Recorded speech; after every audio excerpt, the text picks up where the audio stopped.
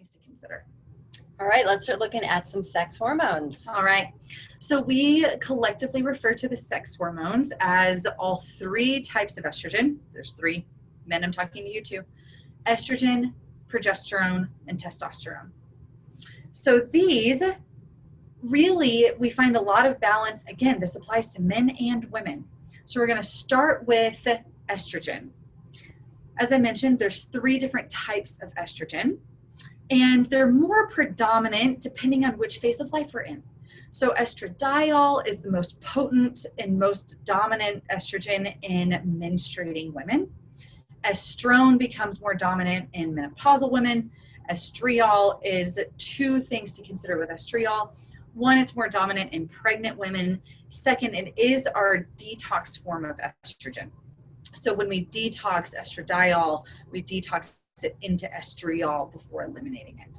So like the breaking down process. Breaking down process. Right. Yeah. So in this case, this test was run on a menstruating woman. And so we're primarily looking at estradiol, but we want to look at all of them, right? We want to look at the balance. How's the person detoxing it? Are there any excesses or deficiencies? And we want to relate that to progesterone, which I'll speak to in a minute. So estradiol, in this case, estrone looked fine, estriol looked fine. Estradiol in this case, we then look at which phase of the menstrual cycle for women. We're looking at which phase of the menstrual cycle she's in. Is it pre-ovulation or post-ovulation? Because those readings will make a difference. In this particular case, we're looking at post-ovulation, pre-menstrual cycle. So about 7 days within the menstrual cycle, about when those PMS and hormonal symptoms start coming on, which is why we bring in it then. And we see here that she's just 0.2 above that ideal range for estradiol.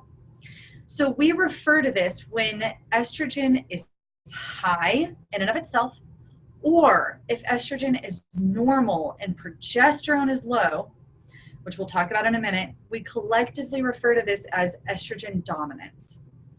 So in this case, it's both. Estrogen is high in and of itself, progesterone is low. So what does this mean?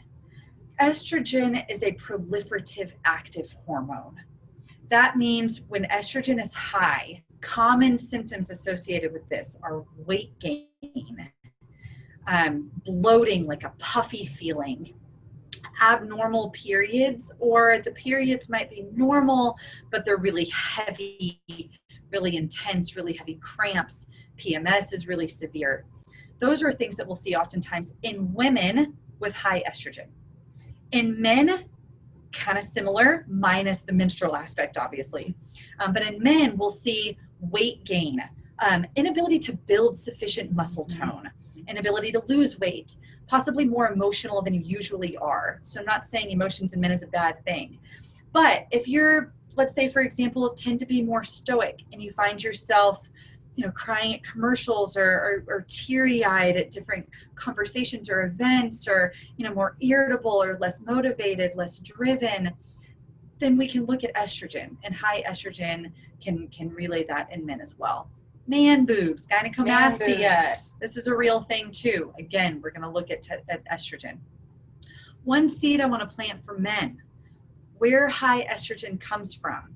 Often we'll see this with low testosterone. The reason is because testosterone is converted into estrogen. Under high stress. Yeah. Under blood sugar issues. Mm-hmm. So you convert your testosterone into estrogen, which creates this perfect storm of hormonal imbalance.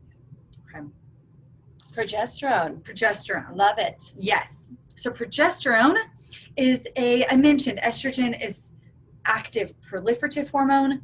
Progesterone is the opposite. It's calming, soothing, nourishing. It's supposed to get the uterus ready for egg implantation, if that's going to happen. So it creates this kind of nourishing, calming environment. Obviously, if egg implantation doesn't happen, if you're on birth control, that's prevented. Nonetheless, progesterone, if it's low, what does that mean? Going back to especially those estrogen dominance type symptoms, similar to that, so everything I mentioned before, but then we also want to weave in some important factors. Anxiety is huge. Huge. Irritability, So women that are listening, if you just want to rip someone's head off around your menstrual cycle, if people steer clear of you because you know you're going to be so irritable, if you're anxious and have these racing, uncontrollable thoughts, Right. think of progesterone.